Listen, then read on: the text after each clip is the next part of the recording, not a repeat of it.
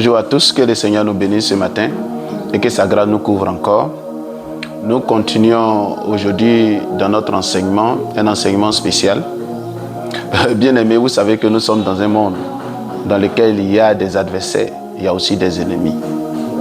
Et par moments, il faut avoir de la connaissance pour pouvoir triompher de certains groupes, voilà, certains groupes d'entités, je dirais entités, qu'on appelle ennemis. Un ennemi, c'est quelque chose ou bien quelqu'un, voilà, c'est quelqu'un ou bien, parce qu'un ennemi peut être spirituel comme biologique, c'est pourquoi il dit quelque chose, quelqu'un qui est tapis dans l'ombre, qui conçoit des plans macabres, des plans parfois de mort, des plans de nuisance, des plans de destruction, des plans qui ont tendance vraiment à avoir pour but et unique but de détruire en fait. Donc un ennemi n'est pas un ami, un ennemi n'est pas un conseiller, un ennemi n'est pas un guide, un ennemi c'est l'horreur, un ennemi c'est celui-là même qui a été choisi pour t'apporter que des choses douloureuses ou regrettables. C'est pourquoi aujourd'hui je voudrais vous entretenir sur le thème comment Dieu dévoile les plans des ennemis devant vous. Comment Dieu dévoile les plans des ennemis devant vous. Il y a des systèmes que l'ennemi peut mettre en place, qu'on appelle des plans. Un plan, peut être un schéma. Voilà, un plan peut être un schéma, ça veut dire un système qu'on conçoit, quelque chose qu'on conçoit de façon visible, ou de façon visuelle, et on utilise ce schéma-là pour atteindre ses fins, ou bien atteindre ses objectifs, afin de créer quelque chose, ou bien afin d'aboutir à quelque chose. Mais l'ennemi, il t'observe et il crée un schéma, et à l'issue, la base de ce schéma, il planifie des choses vraiment obscures. Mais je prie que le Seigneur te sauve de toute forme d'ennemis, que ce soit des ennemis biologiques comme des ennemis spirituels, que le Seigneur t'en sauve.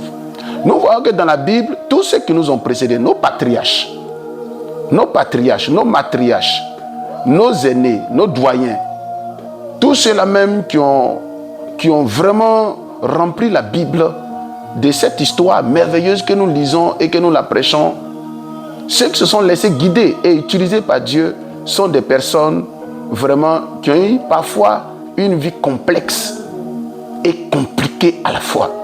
Une vie que peut-être aujourd'hui personne n'aurait envie de vivre. Voyons un peu ce qu'a vécu un homme que Dieu aimait tant, que Dieu appréciait, que Dieu appelait l'homme selon son cœur. Pourtant, il a vécu des choses que je ne peux souhaiter même à mon pire ennemi. Lisons la parole de Dieu dans 1 Samuel 19, chapitre 19, à partir du verset 19 jusqu'au verset 24. On le rapporta à Saül en disant, voici David est à Najoth, près de Rama. On laisse l'autre, le verset 20 et le verset 21, on va directement au verset 22. Alors Saül alla lui-même à Rama, arrivé à la grande citerne qui est à Sékou. Il demanda, où sont Saül et David? On lui répondit, ils sont à Najoth près de Rama. On va encore au verset 24. Il ôta ses vêtements et il prophétisa aussi devant Samuel. Et il se jeta nu par terre tout ce jour-là et toute la nuit. C'est pourquoi l'on dit, Saül est-il aussi parmi les prophètes? Bien aimé, souvent, j'aime beaucoup les tirades, accepter quand je parle de la parole de Dieu, souvent accepter que je cite beaucoup de tirades. On dit souvent, quand Dieu fait par là pour toi, là, dit quand Dieu se bat pour toi, tu n'as même pas besoin de te gonfler les muscles, tu n'as pas besoin de te déshabiller, parce que Dieu s'en charge. Je prie que Dieu prenne en compte ton combat à partir d'aujourd'hui. Je prie que Dieu prenne en compte ton combat à partir d'aujourd'hui. Voici un jeune homme, son histoire commence depuis 1 Samuel chapitre 16. Un homme ordinaire. Un homme, je dirais, sans histoire. Un homme inconnu du grand public, qui n'était même pas célèbre. Et lorsqu'on parle de ceux-là même qui avaient un grand avenir, il n'était même pas cité. Il dit, toi qui n'es pas cité, il dit, dans les conseils des familles, toi qui n'es pas considéré dans les décisions, il dit, dans les instants décisionnels, parce qu'on ne voit aucune lumière sur toi. Je déclare que le Seigneur se souvient de toi comme j'ai souvenu de David. Et pour la petite histoire, un jour, Dieu décida de nommer un second roi d'Israël. Parce que le premier, c'était Saül. Saül qui était déjà entré en brousse. Par son comportement, par sa désobéissance, par ses actions vilevoltantes et tout ça. Franchement, il n'était plus crédible aux yeux de Dieu. Alors Dieu voulait un roi crédible, sincère, convaincant, persuasif et marchant dans sa voie. Alors, qu'est-ce qu'il fait? Dieu choisit un homme de Dieu du nom de Samuel, qu'il envoie. Et il dit à Samuel, va, je te montrerai le prochain roi. Et depuis que lui, il a touché la tête du jeune roi, sa vie est devenue une vie vraiment compliquée. Je déclare, toi dont l'huile de Dieu t'a touché, et depuis ce temps, ta vie est compliquée, je déclare que le Seigneur est avec toi, que le Seigneur sera avec toi et que le Seigneur t'aide dans ton combat et que tu remportes toutes les victoires. Tous les ennemis, je dis bien tous les ennemis et adversaires, tapis dans l'ombre, je dis de façon visible ou invisible, que le Seigneur te vienne en aide à partir d'aujourd'hui et qu'il t'accorde une victoire certaine sur de très longues durées, jusqu'à ce que la trompette sonne et que nous partons vers notre Maître, vers notre Seigneur Jésus-Christ de Nazareth, que tu ne perdes jamais aucune bataille, que tu ne perdes plus aucune bataille, que tu ne perdes plus aucun combat et que tu remportes les victoires et victoires et victoires dans le nom de Jésus. David, lorsqu'il a reçu l'huile, il a été chanté. Oh, 10 000 pour David, 1000 pour le roi. Vous savez souvent, il n'est pas bon de plébisciter, chers frères. Il n'est pas bon de plébisciter les novices devant les patrons. C'est que quelqu'un me dira, non, mais tu sais, il faut dire... Mais les mérites, tu peux le faire de façon discrète. Vous qui avez de grandes victoires, évitez qu'on vous plébiscite devant tout le monde. Évitez qu'on vous célèbre devant tout le monde. Vous attirerez des courroux des méchants, des courroux des ennemis, des courroux des adversaires. Même des personnes même qui se serraient en griffe, autoproclamées en amitié. D'autres seront même ivres de jalousie. Alors faites très attention. Lorsque vous avez des victoires, à qui vous parlez de vos victoires? Avec qui vous échangez sur la question victorieuse de vos acquis en termes de compétences, en termes professionnels et en termes de dire relationnels ou bien encore financiers. Faites très attention les amis. Faites très attention. Parfois une seule phrase de célébration d'une victoire peut constituer ta chute ou bien ta mort. J'ai vu des gens qui ont célébré leur bac à 19h et à 22h. Ils étaient dans un cercueil ou bien ils étaient à la morgue parce qu'ils ont été empoisonnés. J'ai vu des gens qui ont célébré leur concours d'admission aux examens publics de leur nation. Et quelques jours après, ils se sont retrouvés dans les morgues. J'ai encore vu des gens, j'ai dit bien en plein mariage, leur mariage, ils ont fait confiance à certaines personnes. Et ils n'ont jamais pu, j'ai dit bien, ils n'ont jamais pu consommer leur mariage parce qu'ils sont morts. Alors, l'histoire nous permet de préparer non seulement notre présent et de nous positionner pour notre futur. Alors, c'est pourquoi un peuple sans histoire, ou bien une personne qui n'a aucune notion des expériences du passé ou de l'histoire, est une personne qui n'ira pas loin. C'est pourquoi vous regardez dans le monde, je ne citerai pas le nom de quelqu'un, mais si vous regardez dans le monde, vous verrez que les historiens, lorsqu'ils sont aux commandes dans certains pays, ils sont intraitables. Ils sont intraitables parce qu'ils connaissent l'histoire. Ils savent ce que les autres ont fait. Ils peuvent te citer l'histoire de Toutankhamon. Ils peuvent te citer l'histoire de Ramsès. Ils peuvent te citer l'histoire de Napoléon, l'histoire de Zoukoubeli, l'histoire en tout cas des grands. Ils veulent te citer l'histoire même de ceux-là même qui étaient considérés comme des gens qu'on n'aimait pas.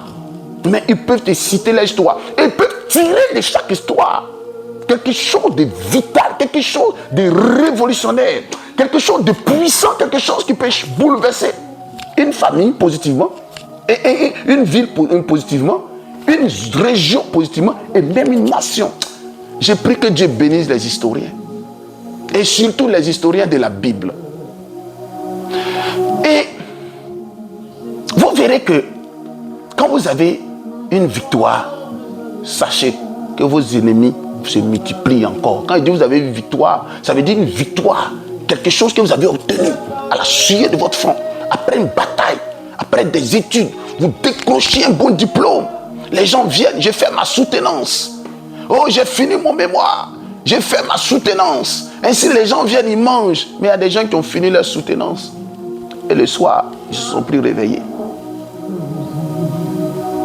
Mais ici, l'histoire est intéressante. Alléluia. David, dans ses péripéties, dans ses situations bizarres et difficiles, qui était dans un conflit perpétuel par de sa faute.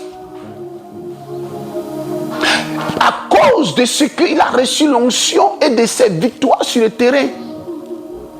Sa relation avec Saül s'était tellement altérée, désintégrée, à telle enseigne que sa vie ne tenait qu'à un seul fil. Toi, dont la vie ne tient qu'à un seul fil, à cause de tes succès, à cause de tes réussites, je déclare que le Seigneur te vienne en aide. J'ai dit que le Seigneur t'amène à Najot, près de Rama, waouh, le lieu de la révélation, le lieu où Dieu se glorifie, le lieu où Dieu humilie les ennemis et les adversaires de ses enfants. Je déclare que Dieu t'amène à Najot spirituel de ta vie. J'ai dit à Najot spirituel de ta vie, et ce lieu qu'on appelle le lieu où Dieu défend ses enfants. Saül, pour la petite histoire, a d'abord envoyé des ennemis aller chercher David pour qu'il lui fasse du mal. Les premiers qui sont partis, lorsqu'ils sont arrivés, ils ont commencé à prophétiser. Je déclare que tes ennemis prophétisent sur toi. Dis Amen. Je déclare que tes ennemis prophétisent sur toi. J'aime cette histoire en fait. Lorsqu'ils sont arrivés, vous savez de quelle prophétie il s'agit? Il n'était pas ainsi par l'Éternel, non. Quand ils sont arrivés, le premier groupe, lorsqu'ils sont arrivés à Najot, ils ont commencé à dire ceci. Oh David, Saül nous envoie te chercher pour te tuer, pour te faire du mal. Ne va pas là-bas, etc. Bon, comment est-ce que l'ennemi vient, tu viens contre quelqu'un, et l'ennemi vient contre son pire ennemi, ou bien tu viens contre ton pire ennemi et tu dévoiles tes secrets. Dévoile tes secrets. Si c'est dans le domaine militaire, on dira simplement que tu es un traître. Tu as trahi le secret militaire. Et là, tout ce qui était planifié dans le secret a été dévoilé par les bourreaux de David. Je déclare que tes bourreaux dévoilent leurs propres secrets. Là, ils ont donné de t'empoisonner avec du jus. Ils ont dit de t'empoisonner à ton mariage, t'empoisonner après ton diplôme, t'empoisonner dans ton service, etc. Qui se dévoilent eux-mêmes, qui viennent devant toi et qui fléchissent, qui tremblent et qui se dévoilent devant toi dans le nom de Jésus. La Bible dit encore, il envoie un premier groupe, même chose. Deuxième, même chose. Troisième. Ah, il dit moi-même, lui-même Saül, le chef. Je déclare le chef de gang de ta vie. J'ai dit le chef de gang de ta vie, cette année-là, j'ai dit avant la fin de l'année, qui se dévoile et qui vient devant toi, qui prophétise, qui dit non, depuis longtemps, depuis ton enfance, j'ai essayé de te tuer, mais je n'ai jamais reçu. Là, il dit que Saül a prophétisé jusqu'à il s'est mis nu. Il dit qu'il se mette nu, qu'il soit dépouillé et qu'il dit tout ce qu'ils ont planifié dans le secret fait contre toi. Que rien ne reste caché. Je dis que rien ne reste caché. Qui se dévoile eux-mêmes. Oui, j'ai gâté ton nom partout. Tu vois, la commune là-bas, là, pourquoi est-ce que telle personne t'a rejeté? Pas, ils allaient gâter ton nom. Je t'ai envoyé chez Marabout. J'ai dit que tu étais un voleur ou bien une voleuse, etc. je déclare que vos ennemis dévoilent, viennent devant vous en cette fin d'année-là. J'ai dit, nous sommes en octobre, bientôt novembre, décembre. J'ai dit, avant que nous entrons en 2025, que tous les ennemis viennent et qu'ils fléchissent, qu'ils se dépouillent devant toi, qu'ils s'humilient devant toi, que cela sorte de leur bouche et qu'ils se confessent. En fait, ici, la prophétie, c'est pas prophétiser comme vous connaissez, mais plutôt dévoiler des choses qu'ils ont conçues faire, comme David. Alors, chers bien-aimés, voici comment il faut prier pour que Dieu dévoile les plans de nos ennemis. Ne menacez personne au téléphone. Oui, j'ai appris que tu gâtes mon nom. Non, laissez ça. Il n'a qu'à gâter. Oh, my God. Oh. Non, j'aime le Seigneur. Non, si tu me suis dit j'aime le Seigneur, il n'a qu'à gâter ton nom. Il n'a qu'à dire que tu es un criminel, tu es un assassin, tu es un voleur, tu es un bandit, tu as fait ceci, tu as fait. C'est pas un problème. Mais toi, entre dans le lieu secret de l'Éternel. David a compris. Si vous lisez l'histoire, vous voyez que partout David passe, il passe par cette grotte, Saül est derrière lui. Il rentre ici, il n'avait plus un endroit où se cacher. Il y a des entités, lorsqu'elles sont derrière toi, tu ne peux te cacher nulle part. Il y a des hommes, lorsqu'ils te traquent, ils vont te traquer en visuel, ils vont te traquer en ligne, même sur Internet. Ils vont te traquer partout. Ils vont t'harceler partout. Il n'y a aucun endroit sur terre où tu peux te cacher. Mais dis avec moi, il y a un endroit où on peut se cacher sur terre. Alléluia. Alléluia. Il y a un endroit où on peut se cacher sur terre. C'est en l'Éternel. La Bible dit quoi? Le juste s'y réfugie. Le juste se réfugie en l'Éternel. L'Éternel est une tour forte pour les justes. Je déclare que l'Éternel soit une tour forte pour toi. Celui qui demeure sous l'abri du Très-Haut repose à l'homme du Tout-Puissant. J'ai dit à l'Éternel, ma forteresse, ma force, mon Dieu en qui je me confie. Oh, je ne craignais ni les terreurs de la nuit, ni la flèche qui vole de jour comme de nuit. L'Éternel est avec toi. L'Éternel sera toujours avec toi. L'Éternel parlera toujours avec toi. L'Éternel marchera toujours avec toi. Et l'Éternel te guidera toujours. Alléluia. Alléluia. Alléluia.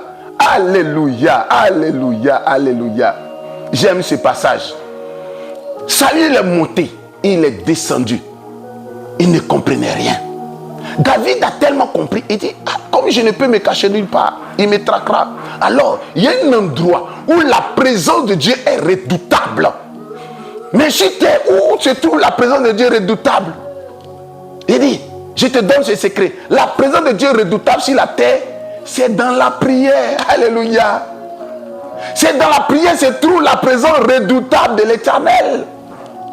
Lorsque tu es traqué, tu es vilipendé, tu es traqué de partout, entre dans la prière. Je dis entre dans la prière.